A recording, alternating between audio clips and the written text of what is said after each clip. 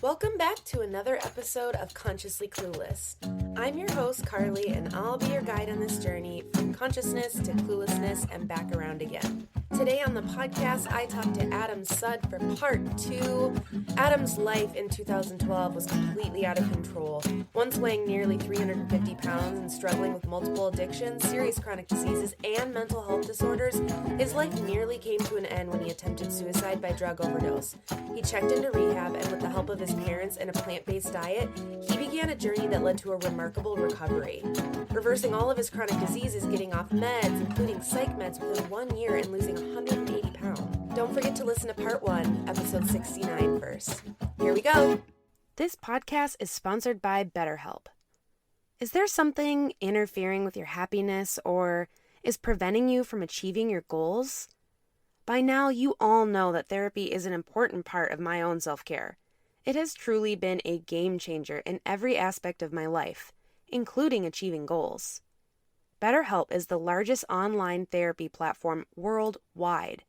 They are changing the way people get help with facing life's challenges by providing convenient, discreet, and affordable access to a licensed therapist. BetterHelp makes professional therapy available anytime, anywhere, through a computer, tablet, or smartphone. You can start communicating within 48 hours. It's not a crisis line, it's not self-help. It is professional therapy done securely online. And I have a special offer for Consciously Clueless listeners. Visit betterhelp.com/Carly and join the over 1 million people taking charge of their mental health with the help of an experienced professional. By using this code, you get 10% off your first month. That's betterhelp.com/CARLY. Take care of yourself today. Thanks again to BetterHelp for sponsoring this podcast.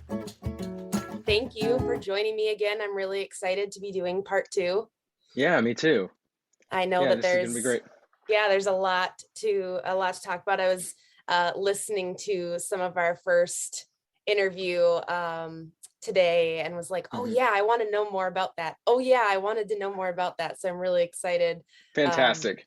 to dive back in. But first, just like last time, I want to check in and see where you're at on the scale from clueless to conscious today, right in this moment.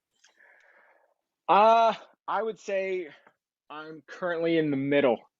Like, my fiance and I just moved from Portland to Austin.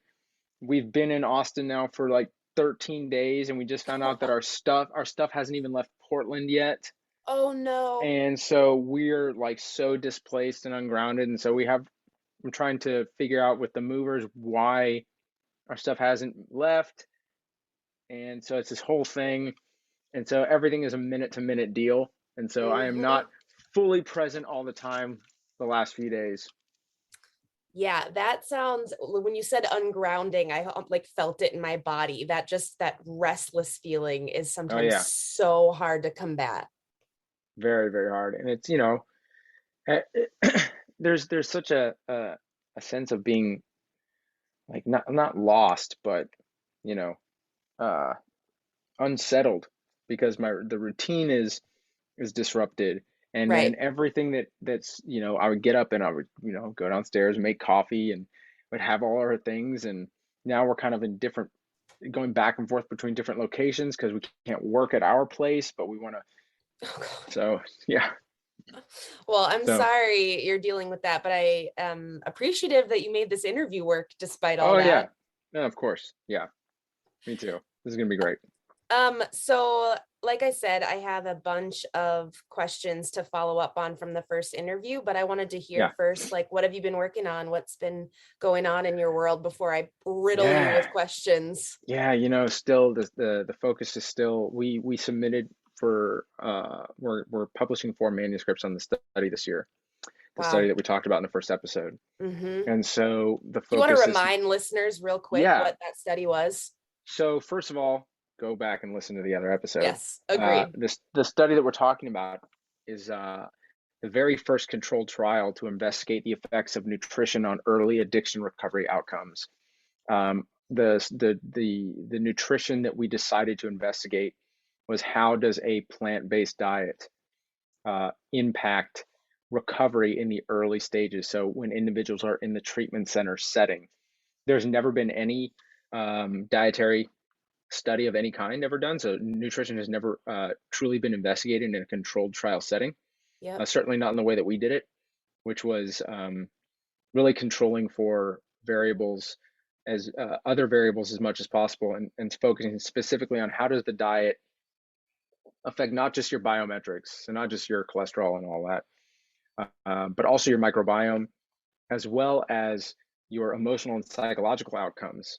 Mm-hmm. Everything from depression, anxiety, obsessive compulsive, drug use, to mania, eating disorder, and then things like resilience and self-esteem and self-compassion, which in my opinion are some of the most important factors to focus on in recovery. Is individuals who enter treatment end stage substance use disorder typically have very low self-esteem, very low self-compassion, and very low resilience, which you would consider things like emotional regulation and distress tolerance, the ability to be confronted with something difficult and then draw upon tools that allow you to deal with it in a positive, progressive, productive fashion, rather than the avoidant escapism of substance abuse.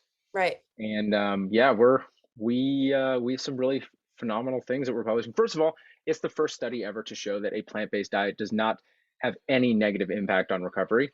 This was the idea. The idea was, oh, you have to eat things like fish for omega-3s.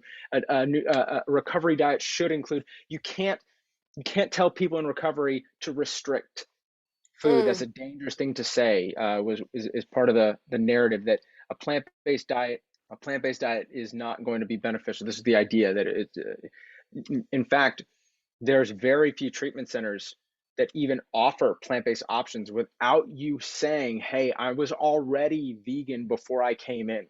If you weren't vegan and you went into a treatment center, in the majority of cases, you said, hey, I've heard about this plant-based diet. I'm not well, I'm not healthy. I'm also dealing with substance abuse. I'd really like to try a plant-based diet. The majority of situations, they wouldn't allow that to take place. And based on what research or what thought? None. That's the whole point. None. So now we have shown that not only is there no adverse effects of eating a plant-based diet, there's actually some benefits to eating a plant-based diet in recovery.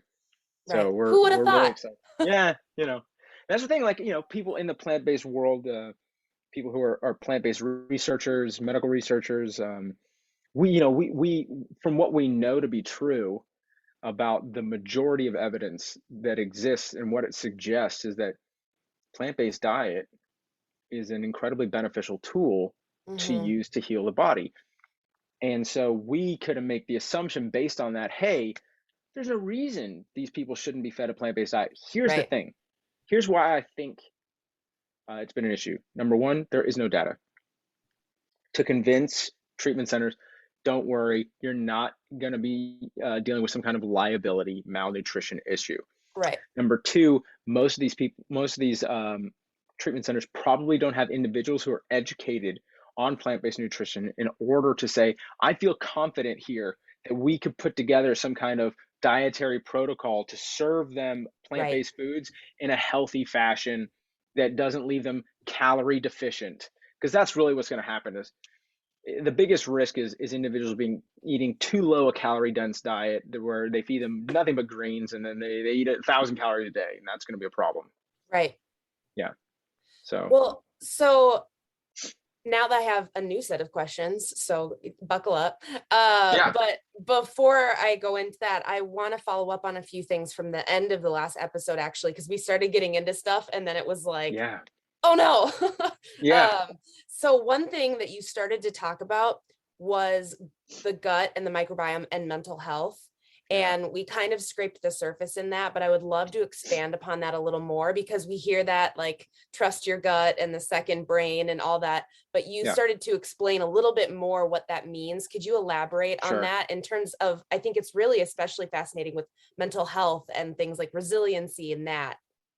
Yeah, so there's some really interesting stuff when it comes to gut health and your mental health. Now, Hmm. what tends to happen is anytime some new avenue of science becomes popular, all these incredibly wild statements get miscommunicated through the blogosphere of Instagram and the like I like to call it the social media wellness collective, right? You know, where people will hear something and then simply because they've heard it, they now think that they possess the expertise to talk about it. And so they start to regurgitate things that they've heard, not understanding the context behind the content. Right. Okay. So, what most people will hear, and you've probably heard this yourself, everyone probably has from some influencer who is trying to market something about their expertise around gut health, and I'm certainly not a gut health expert, is that 90% of your serotonin and 50% of your dopamine is produced in the gut. Yeah, people So, love those your facts. people love those They facts. really Okay. love those That's an ones. amazing piece of content Yes. to share. Here's the context behind it. Those neurotransmitters do not cross the blood-brain barrier. They don't go to your brain. Okay, that's important because Uh-huh. what the statement 90% of your serotonin and 50% of your dopamine being produced in your gut leads people to believe is that your brain serotonin and the dopamine in your brain is produced in your gut. No, no, no, no, no. What does happen is that the health of your gut and the specific population of bacteria and microbes in your gut play a huge role Hmm. in producing nutrients that do cross the blood brain barrier that are then responsible for the formation of the dopamine and serotonin and other neurotransmitters that your brain does produce. That's important. And that's Yes. aside from the dopamine and serotonin that does exist in your gut. Now, it's interesting that we have serotonin and dopamine in our gut. There is a communication that is happening between your gut and your brain. Yes. And what we now know is that we know a lot and we know enough to know that we don't know nearly enough about our gut health. It's like consciously When clueless. when it comes to the way that it influences everything, we used to believe that there was a 100 trillion microbes in your gut, and Hmm. there's 100 trillion cells in your gut microbiome and 10 trillion human cells. So they used to say that you were less than 10% human. So it's between 100 and 300.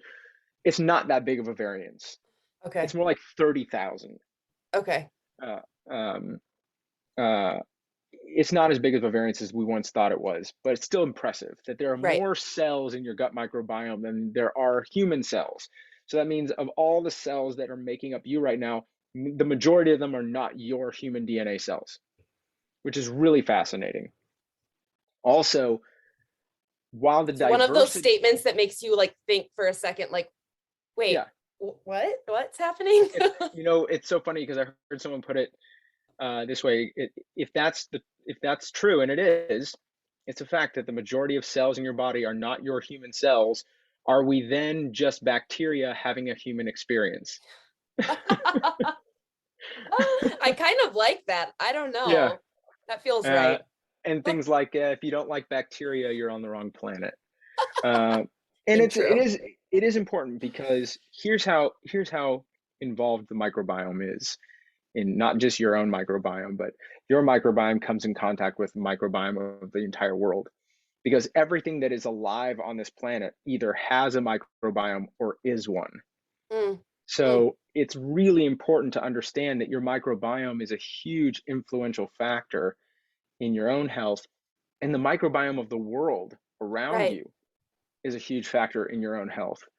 And there's statements about, oh, you have to understand the population diversity of your gut microbiome, and that plays a big role. That's true, but from what we also know is that the gut microbes that are influencing your health are the ones that are up against the wall of your gut. Okay. The ones not actually up against the wall of your gut don't have as much influence as the others. So there's a lot we don't know, but we do know that it does play a huge role in the health of your body, the health of your brain, the health of your psychology. It isn't going to be a cure all like a lot of Hmm. things like we know in wellness collective, as I call it. Things get, oh, this is going to cure everything. It's like when cold plunges became popular. Cold plunges is a cure all for everything.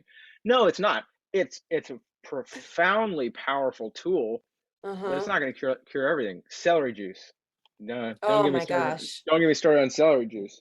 But yeah, and Any of so the superfoods that are popular for like 5 minutes. superfoods. You know what? I liked Dan Buettner, who is the author of the Blue Zones, Oh and yeah. he's the Nat Geo explorer who discovered the Blue Zones, wrote the book about the Blue Zones, been studying them for over 30 years. He says, there are no superfoods. There's no one superfood. And I hate the term. He goes, superfoods are the variety of plants that you eat on a daily basis. That's it. Yes. And it doesn't matter what they are, right? We know that beans are associated with a 4 to 6 year feed, 1 to 2 cups of beans a day. That's associated with 4 to 6 extra years of life, which is phenomenal.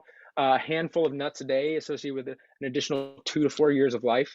This is phenomenal. Wow. So incorporating things like sourdough bread, beans, nuts, um, sweet potatoes, tubers, starches, these things are going to be Mm-hmm. in as a whole superfoods. Because what we don't have is superfoods, what we have is superior dietary patterns. Mm. So it's the quality of an individual's dietary pattern over the course of time that is going to influence metabolic outcome. So I don't care how pure your ceremonial cacao is, or ceremonial matcha or whatever it is. That's not doing it, okay? It's everything else you're doing with it as well, Uh, equally as important, okay? yes, 100% agree. That made me seriously Yeah. I can think of accounts in my head Yeah, where I'm like, exactly. rut-row. Yep. I don't know, they can come after me all they want. It's fun. Oh yeah, I agree. So that led us into talking about how in this study, at the time that we talked last, plant-based, that control group was outperforming Yeah. the other groups in that study, which was starting to show that what you eat can influence recovery. Yeah. So what we now know, now that the study is done, is that as when we look at the first 3 weeks, which actually takes place in the rehab hospital, you really Mm-hmm. see no change. You really see no Okay. difference. And here's why. Number one, we had a very young population of people. They're in the Mm. 20s. Okay. So you didn't see a lot of obesity. You didn't see, because typically you'd see weight loss accompanying, and we didn't see much change in weight. You had people that were very undernourished and Right. underfed. So everybody was now put on a actually quite healthy diet, whether you were on the plant-based group or the control group. Okay. The control group ate a significant amount of fiber for a diet that included meat, eggs, and dairy. And so, anytime you take someone from a situation where they never prioritized health or hygiene whatsoever and put them in a situation of routinely incorporating behaviors that benefit your health, you're going to see positives on both ends. Right. So, we didn't see much of a change.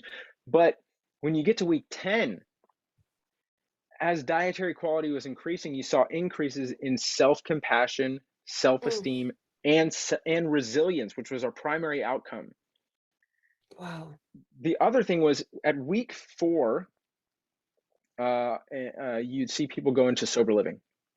They go into the sober living setting. So we followed people Okay. out of rehab into the sober living setting, and then for the next 7 weeks, we followed them there. Individuals in the control group that were eating the standard diet, which was more of like a healthy paleo style diet, Okay. you saw those individuals start to revert back to their old dietary patterns. A lot more processed food, a lot more refined products, a lot more, junk food. And those were And choices they were making. at 100%. Okay. Because in the sober living facility, you determine what foods you're going to eat. You make it yourself. You do all of that. Got it. The people in the control group, in the treatment group, the plant-based group, they stuck with their diet. So much so that there's a 500% difference in fiber intake between the two groups, which is Oh, really something fantastic, because it speaks to the if what we're offering them allows them to continue feeding themselves in a healthy way, what other things are they also holding on to? That resilience, right? And what I find really interesting is the self-esteem aspect. Yeah.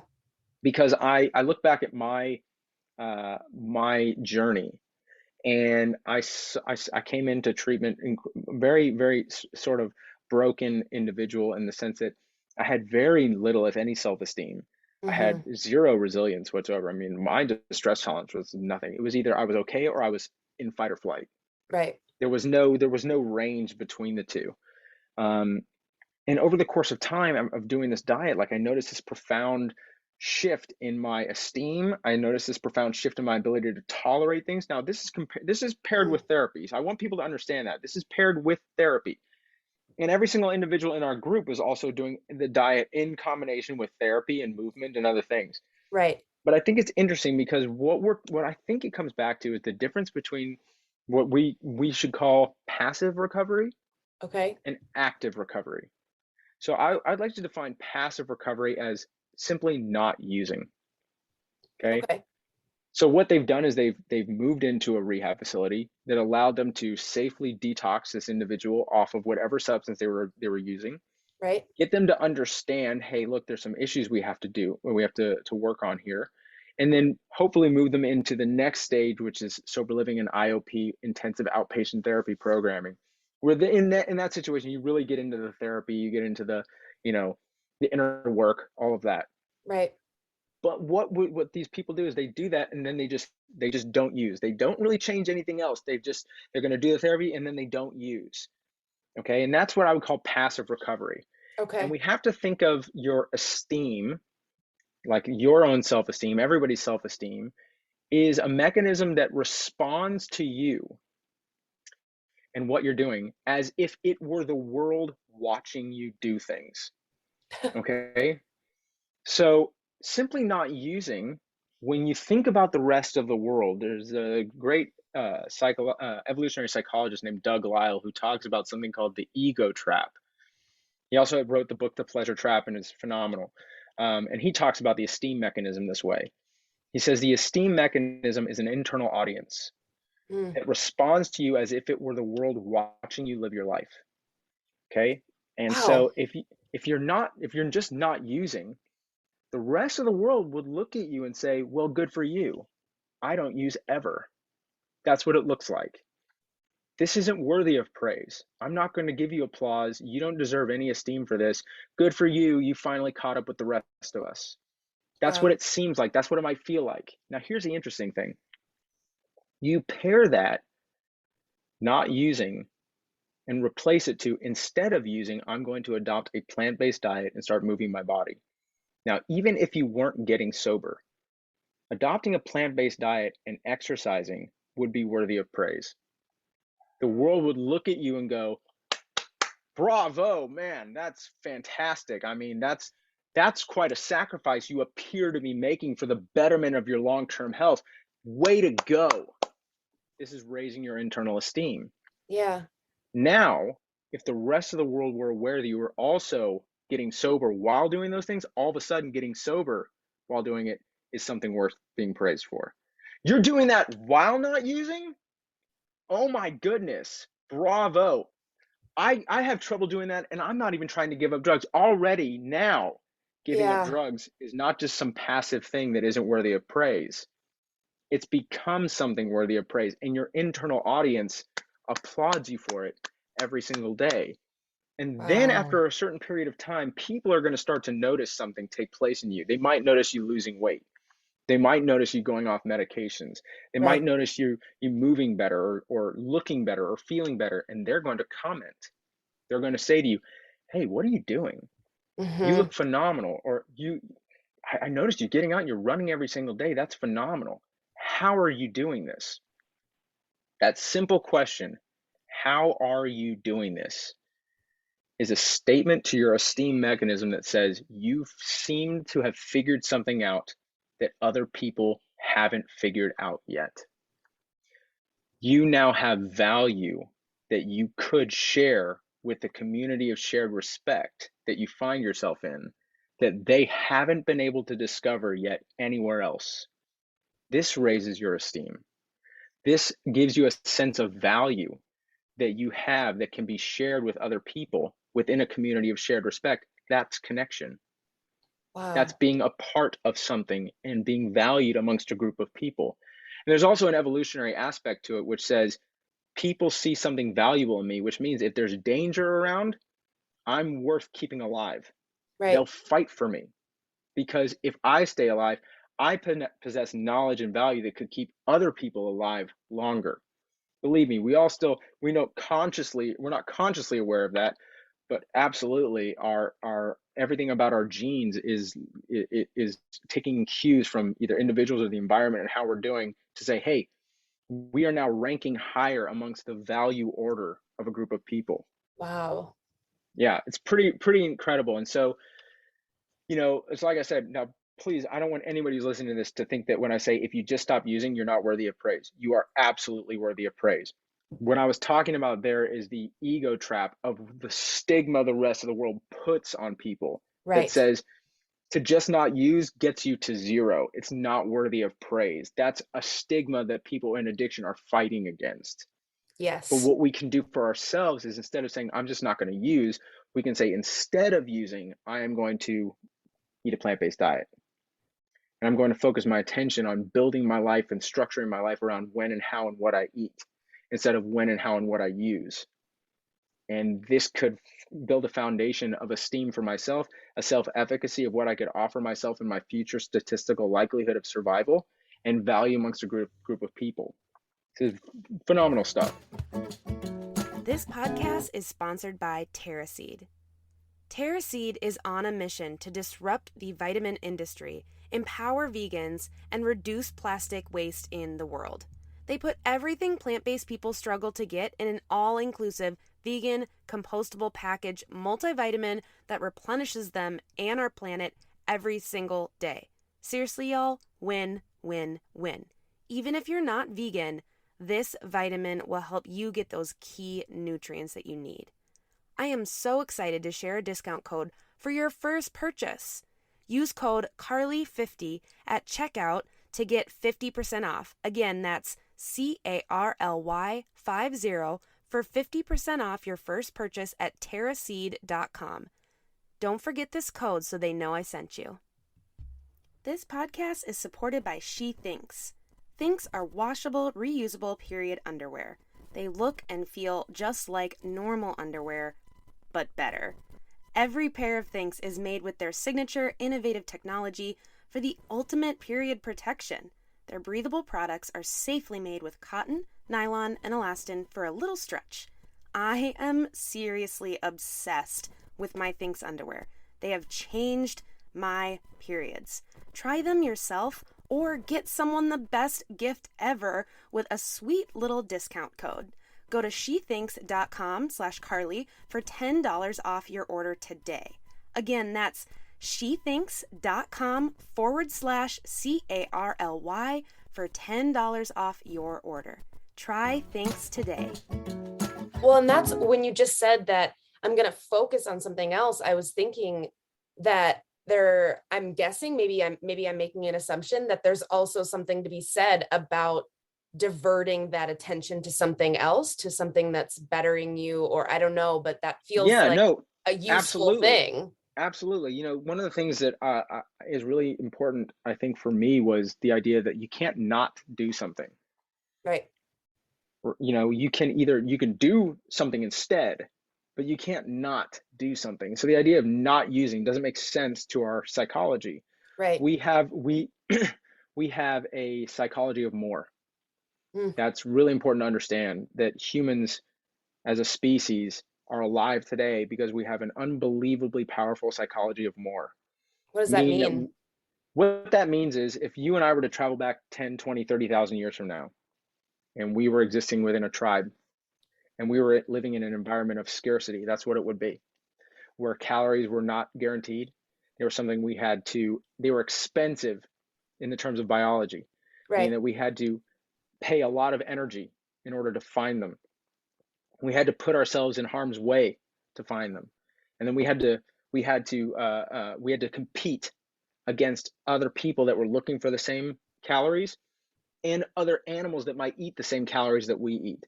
So food was scarce, competitive, and dangerous, right? Right. And if we didn't have a part of our psychology that allowed us to identify what calories give us the most energy for the least effort, we don't win. And so we have an internal guidance system that directs us to that decision and figuring it out, and it's called dopamine. And dopamine is another buzzword that gets thrown around. Like, oh, you shouldn't do anything that triggers dopamine. Well, no, you absolutely should. It's a guidance system. There's Right. some issues that have come up in the modern environment, but what dopamine is it's a very unique pleasure chemical.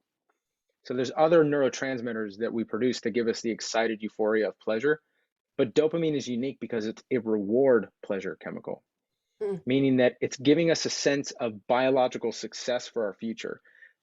What I mean is when our body releases dopamine, the amount of dopamine that's released is a signal that lets us know that what we've done has, to some varying degree, either low or high, statistically rewarded our likelihood of long-term success. Right? Wow. So if you and I were like out walking trying to gather food and we came across a a a, a blackberry bush and sweet potato tubers in the ground, and we didn't have some kind of mechanism that let us know, hey, that's the better choice. The sweet potatoes have more calories per bite. We can feed more people for a better statistical likelihood of survival if we pick the sweet potatoes. We wouldn't pick it every time. We wouldn't make that decision. We wouldn't know that the sweet potatoes have 400% more calories per bite than the blackberries do. Wow. That mechanism is dopamine, because when we bite into blackberries, we would probably try them first because they're easier to get to. Yep. We would go, yeah, these are pretty good. Like, I like these. What are those? And we pick it out and we bite into it and we go, holy shit, that's phenomenal. Those are good, but that's phenomenal. Oh my goodness, we are taking those. Yeah. Let's go. Oh my gosh. There would be no looking back at the blackberries. If they were nuts, same thing. Like, let's say it was nuts, we had to climb the tree. It's more effort. Obviously, we're gonna pick the most Yeah. convenient option. But then I was like, you know what? Whatever. This one's on the ground. I'm gonna try it. Bite into it. Oh my God. No, no, no, no, no. Don't touch those. We're gonna get these. We had this Yeah. desire, this compulsion to continue this. And that's how we survived environments of scarcity. We had a mechanism in our body that wouldn't allow us to make the wrong choice. Wow. And so that mechanism is still at play, because let's move forward again 20,000 years, another 10,000 years. So we're almost to modern day, but let's say we're 100 years ago. Okay. Something is about to happen. Something is about to happen that has never happened in the course of human history before.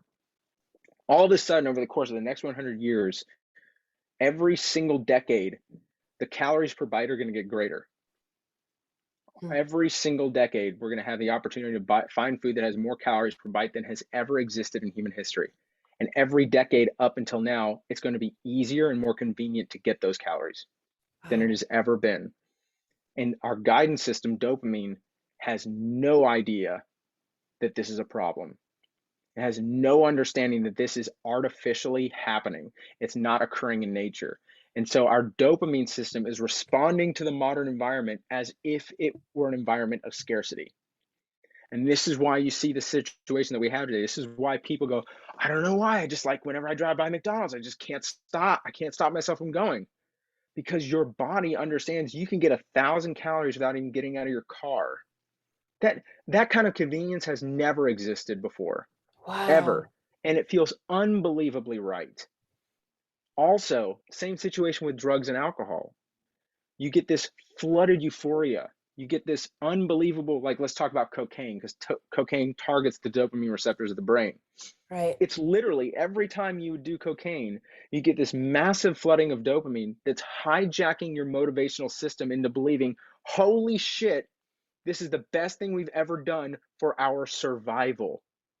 This is incredibly biologically beneficial. If ever you have the opportunity to do it, you should do it. What a phenomenal decision. What a phenomenal thing you've just figured out for yourself.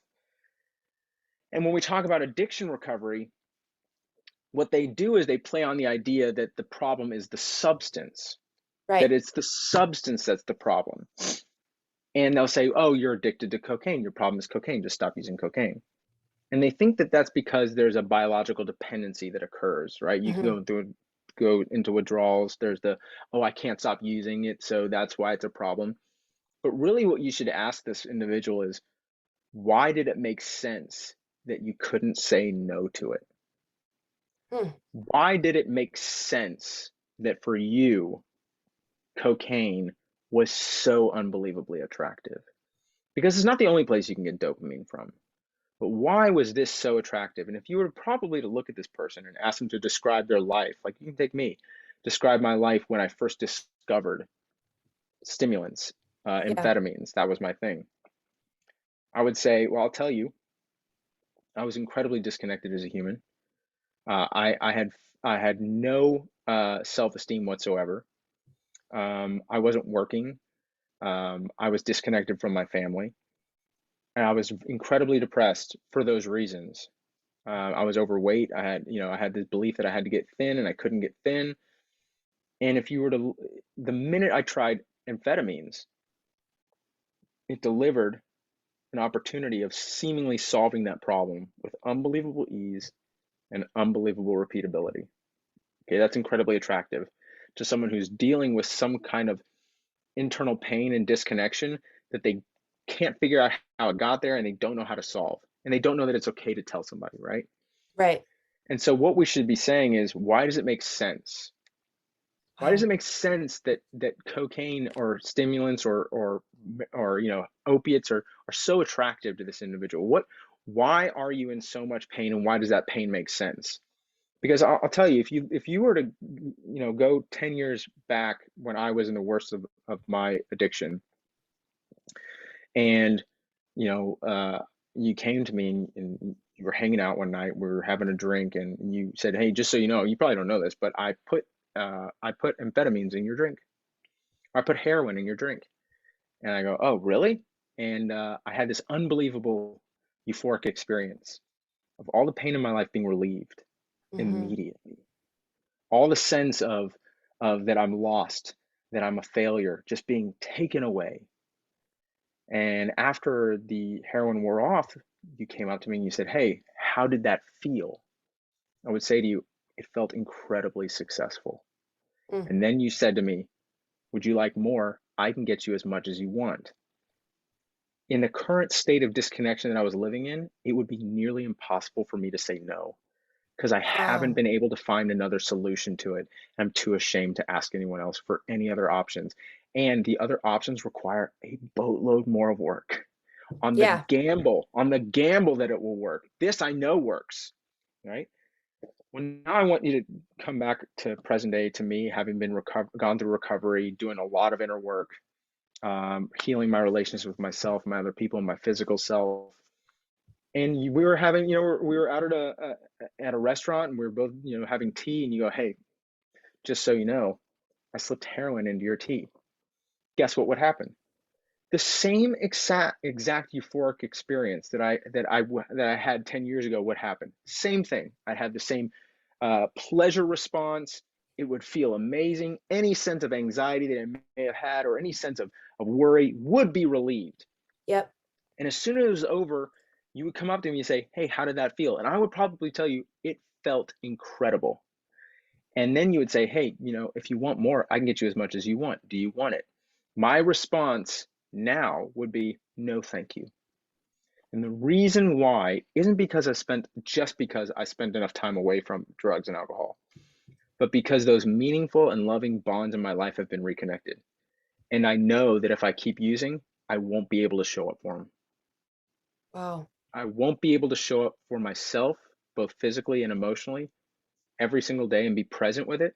I won't be present with the people in my life that I want to show up for and be present with every single day. I won't be able to be with a loving and meaningful bond of my purpose that I want to share within a community of shared respect and be present for every single day. Drugs remove that opportunity for me if I habitually use. Right. This is so important to understand. Yes, while you can't get to this point while using every single day, it isn't simply abstinence that creates recovery. Mm. And a lot of it is the things that we choose to do while abstaining from drugs, Right. not simply abstaining from drugs. Right. And so now the whole study was investigating what role does food play while abstaining from drugs. And so you have all this amazing data and Yeah. you're in the works of publishing things and everything, but from, I don't know what you can or cannot say yet, Yeah. or I know there's a lot of that, but what does that mean moving forward? Like, even just for you, when you get to talk about this, like, what does that mean? What does that look like using this data? Well, yeah, it means that we now know we have the first data ever on the effects of nutrition and early addiction recovery outcomes. So now we can act with confidence for the first time.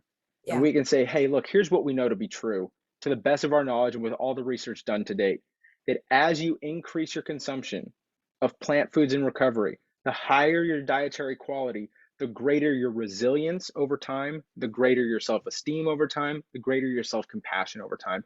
If that matters to you and the people that you want to serve, you should be considering this as part of your treatment protocol, period, end of story. Wow. And if you don't want to take this data for what it is, you're not saying, you can no longer say it's not valid. You just have to deny that it exists.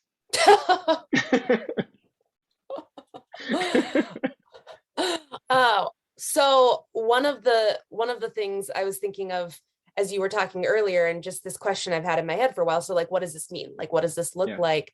Um, One of the things that kind of perked my ears up when we were talking about, there's not somebody probably at a lot of these, excuse me, these treatment centers that can say, I have the knowledge, I am confident to help with this. yeah, Does this mean that this work is going to be used to show, like, okay, you absolutely. need someone that has this Absolutely. knowledge? Yeah, absolutely. We designed a protocol that works, Right. and we have it. And one of the things I'm working on right now is to actually develop and open the very first plant-based addiction recovery center. It will be Wow. entirely plant-based. It'll be the first one ever. Wow. And so, look, here's the thing. We got 6% of the population right now is either vegan or vegetarian. Hmm. Um, In and this those people country, in the US? in the US, Okay. and that percentage of that population of people is not immune to the same threat of disconnection that every other human. Like, a plant-based diet is not a cure-all. It's a Right. phenomenally profound tool for healing and for promoting health and for promoting longevity. Yes, we know that, but it is not a cure-all in a modern environment. It just isn't. And the fact that an individual who is, now we have more people being raised vegetarian and vegan than have ever been raised vegetarian and vegan before, that if those individuals run into issues with substance abuse, they can't find a treatment center to serve them. Like, are you kidding me? Yeah. Also, to say, hey, if you haven't been eating a plant-based diet, here's the benefits to it, not just to your long-term health that we've known from decades and decades of research, but here's the latest research on how it can actually benefit your recovery in the short term. Do you, as difficult and as hard as recovery is, would you not want to take this advantage? Right. This is what we're looking to do. Like I said, we're going to publish 4 manuscripts this year. The general overview manuscript of the study. Then we're going to do a whole microbiome study. Then we're doing a manuscript on all the qualitative stories. So we Mm. interviewed all the participants, and Love qualitative data. well, Ugh. it's so funny because I'm a person who's like, that's an anecdote. Anecdotal evidence is, isn't worth anything. Sure, in terms of academia, but at the end of the day, like, we're storied creatures. Yeah. Humans are storied creatures, and no matter how much evidence and data you have, you can never deny an individual their story. Hmm. And I believe me, when I was battling addiction for over 10 years, I read every piece of data that could be presented to me by anybody, and none of it was convincing. Yeah. None of it was convincing. Like, I didn't care because it didn't speak to me and how bad I felt and how desperately I wanted to figure it out and couldn't and didn't know why I couldn't. Yeah. And my goodness, I remember when I was at Rip Esselson's retreat in 2010, and he had a motivational speaker, and it was a guy named Dick Beardsley, who was one of the greatest marathoners of all time. And after his career ended, he was on his family farm, and he got caught up in machinery, and he nearly died. And as a result of that, he got addicted to painkillers. Oh my And he God. talked about his journey of overcoming addiction, and how far he went and how similar it was to my path. And that guy's story got me to wake the fuck up for the first time in a long time. Yeah. And I had already been at the retreat for 5 straight days of plant-based diet does this, statistical research shows this, data does this, blah, blah, blah, Yep. blah, blah. None of it reached me, but that dude in 1 hour got me to recognize that I have a serious issue and I'm not alone. And that when I am ready to talk about it, it's okay to do it and be scared at the same time. Yeah. It's okay to do it and have people not accept you for it. Because unless I'm willing to say I need help, I'm going to die. Yeah. And it was that story was the beginning of mine. And Mm. so, it's really so I'm excited to publish a manuscript on the qualitative stuff, and then we're gonna do they're thinking of doing a fourth manuscript on some other very technical research stuff. We're considering it, but I think we're gonna. I'm always like, hey, the more the merrier. Let's just publish it all. Right.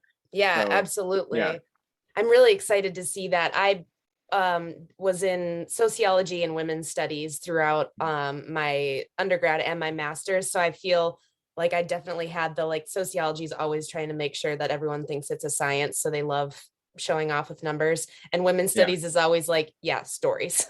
Yeah, exactly. So it was nice to have both. But there is something, I think back in Minnesota where I am, there was a lot of talk before gay marriage was passed in this state Hmm. about like what worked, and there was studies and stuff, and it was the increase in people that said that they wanted gay marriage to be legalized was after hundreds of people went door to door knocking on doors and face to face telling stories, Yeah. or calling on the phone and saying, hey, I'm a part of the community, let me tell you how this would affect me, versus being like, one in however many people is Yeah. gay.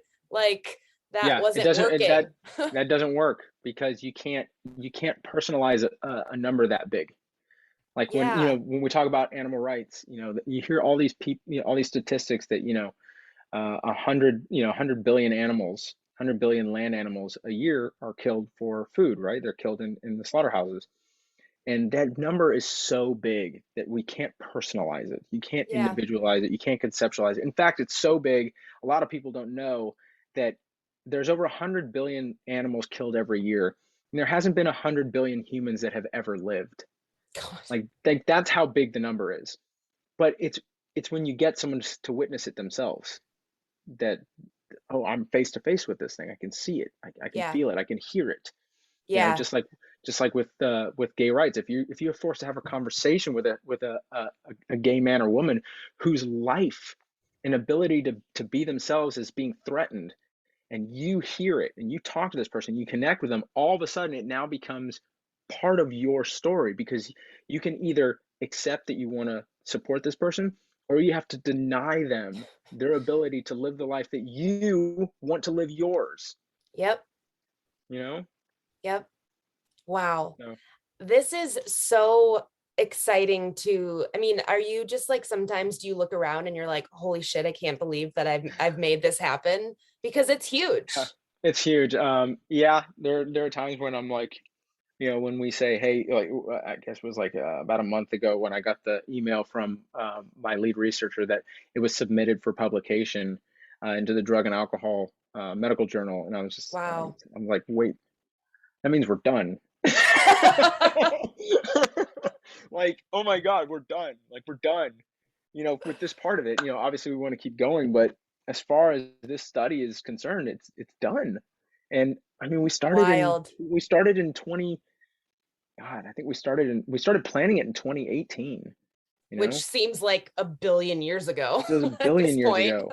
Oh my gosh. And yeah, it's hard for me to put it into words because again, like I say, it's so big that Yeah. you don't even know really how to even say how you feel about it. And I feel like it'll be a quite an interesting moment when I actually hold the article or hold the research study, in my hands, and be like, here it is. It's in this manuscript. Like, this is it. It's done. Like, it's published. Yeah. It's really gonna be something. So yeah, I'm excited. Were there things that, or I'm sure there are so many things, but were there any takeaways that you were just so blatantly shocked by that you were like, I can't believe it showed this, I'm so excited? Like, were there those things that stick out for you? I'm sure. You know, Or until, maybe not, maybe not. Maybe I'm making you assumptions know, because you no, knew that this was powerful. I knew it was going to be a benefit, right? What I was worried about was that another study would be done before mine was done, Oh right? wow. That I didn't know about, because Yeah. it's still, I think the most surprising thing to me is that this study is still going to be the first study ever to investigate diet and addiction recovery. Like, why am I saying these words right now? Why? I mean, I'm happy to do it, but the fact that it has never been investigated is just mind blowing to me. God, just I shows you where mean, we're at. one of the most controlled variables in all of recovery is Yeah. what and when people eat. Everyone's fed the same thing at the same time. It's like, right. It's like the study is there. It's there. I mean, all you have to do is, add a few extra, tests to your protocol, and then you got a research study. I mean, Yeah. It's mind wild. blowing. Yeah. It's wild. Do you anticipate that this is the project that is going to be your focus for a while, or did this spark new avenues where you're like, now I also want to look at this, and this? I think that this is going to be my journey for the foreseeable future. I want to keep taking it. Like I said, my goal now is I'm working on opening the first plant-based treatment center. That'll be a research treatment center as well. Mm, So, everything that's done there will obviously be publishing data to yeah. support the use of a plant predominant, if not plant exclusive, Yeah. treatment protocols for centers across the country and across the world. Um, it's just so sad, the fact that, like, individuals who are suffering, who eat plant predominant or plant exclusive diets, are going to have a hard time. Yeah. Like, they're going to come up to a situation where they go, oh yeah, we can make vegan meals, and but it's not really what you're looking for. Like, it might be, French fries and a and side it salad. might, exactly, right, peanut butter and jelly sandwich, Yeah. which, like, I love a peanut butter and jelly sandwich, but I'm not building my diet around it. Yeah. Yeah. That's wild. I think um that idea of a plant-based or plant predominant treatment center, there's so much potential there. So much. I Yeah, mean, is that so in much. like, I don't know the process of starting your own treatment center, but is Yeah. that like a 1 year plan, 5 year plan, 20 year plan? Like Oh what man, is that? it's probably, I'm gonna say it's a 5-year plan. Hopefully Okay. we do it sooner than that. Um, there's obviously opportunity to do it sooner. It's just whether I want to partner with a center that's already open, or whether I want to open my own. Okay. So, we'll see. But And do you anticipate that being in Austin? I think so. Yeah, Great. yeah. So Austin's on my Austin bucket or close list, by. man. Yeah, yeah. It's pretty nuts here. I grew up here, and I don't even recognize it anymore. It's so big. I just found out it's the 11th 11th largest city in the U.S. now. Austin is? Yeah, it's amazing. That's Wow. nuts. It's a college town. Well, It is now the 11th largest city in the U.S. It's phenomenal. wow, that's so cool. Well, I'll visit someday. It's on my list. I know I like it when you read like Veg News or those kind of like magazines and follow those accounts. Austin Mm. is hustling and bustling for vegan food, man. Oh yeah, very much. It's got great stuff here. So listen, if people want to come and visit, I got no problem with people visiting. We got enough people moving here. I'm But not trying to move there, I promise. I just want to visit. no, there's some great vegan food here. And a lot of the restaurants that aren't vegan have amazing vegan food. That makes a One of the huge things I came to difference. realize when I lived in Portland for the last, like, year and a half was, and my fiance actually convinced me of this. She goes, vegan restaurants are great, but some of the best vegan food I've ever found was at restaurants that aren't vegan, because in order to get a vegan to come back, the food has to be exceptional. Vegan restaurants can live on the novelty that they're the vegan restaurant. And so That's the vegans are going true. to come. But if the vegan food at a non-vegan restaurant isn't phenomenal, vegans are going to be like, nah, I went there, it was okay, and they only have a few things, I'm not going back. And Yep, I actually saw that to be true. And I love vegan restaurants. Some of the best restaurants in the world are vegan restaurants. But totally. the vegan options at some of these non-vegan restaurants, oh my God. And what a great thing to go to these restaurants and say, hey, no, I want your vegan menu. They go, oh man, well, maybe we should make this menu bigger. Yeah. Everybody's coming asking for the vegan menu, you know? Yeah. That's really So cool. Well, it's on my vegan bucket list of cities in the US. So yeah, someday I'll make it yeah, happen. it's great stuff.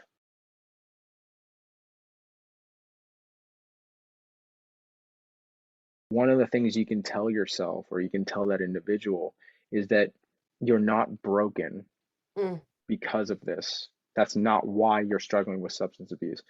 It's likely because of something that makes complete sense. It's more yeah. than likely rooted in a pain that you just never really understood. And that's okay.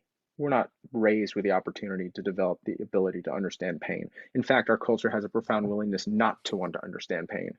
We want to medicate it and insult it. We want to, get rid of it as quickly as possible. And if we do, that's considered success. Yeah. Um, and so if you are dealing with this kind of pain, it's okay. You're feeling it because you're human. And that's what humans do. We feel. We feel very, very deeply. We have a complexity of emotion that is unique to the species of animals on this planet, in the sense that not because we feel them, but because we can express them in ways that are unique to the animals of this planet, that as far as we know. Um, and so, because you haven't learned how to properly express, I'm in pain, I don't know how I got here, I don't know why, I don't know how to figure this out, I don't even know where to start, and it just feels worse every single day. It's okay to say those things. Yeah. And if you don't feel safe enough to say them to someone that you know, there are services that you can call and you can say that. And that's all you need to say. And for individuals who know someone who's struggling, you don't need to know what to say. In fact, more than solutions, people who are struggling with substance abuse just want to know that they have not been forgotten by the people that matter the most to them. Yes. They just want to be reminded that they have value, that other people see in them, that they matter. And the way that you can do this is you can just call them. You can call these people and you don't have to say anything about their substance abuse or anything. You can just say, "Hey, I just wanted to let you know I love you. Mm, I just want to let you know that I love you, and if you ever need me, I will come and sit with you that because validation. I don't want you to be alone or feel alone." That's it. Simply that validation that they are human, that they mean something to you. They're not a problem to be fixed. They're not a Yeah. riddle to be solved, is so profoundly impactful. It will let them know that they are a part of something in someone else's life. Yeah. Connection. And it will, I mean, the simple act of having someone sit with you and just be with you is incredibly powerful. You can be a voice that will say "I love you" to someone who can't say "I love" themselves. You Yeah. can be the arms that can hug someone who doesn't know how to soothe their own pain. And you can be shoulders for somebody that can help hold up their world when their world feels incredibly painful to be in. Because that's what addiction is. More so than anything else, addiction is about not wanting to be present in your life because your life, in one way or another, has become too painful a place to be. Yeah. If you can just simply remind people that they matter, they may say, "Hey, I have something I want to talk to you about." That's all I want to say. That's so beautiful. Thank you so much. Thanks for listening to another episode of Consciously Clueless. If you enjoyed this episode, hit subscribe wherever you're listening. If that's somewhere like Apple Podcasts, leave a review and you could be read on air as the review of the week. Looking for more podcast content, yoga videos, meditations, and all-around amazing community? Head over to patreon.com/consciouslycarly and check out what's going on. And finally, if you are ready to make changes in your life but don't really know where to begin, let's work together. Head over to consciouslycarly.com and we can start the process and get you happy. Until next time.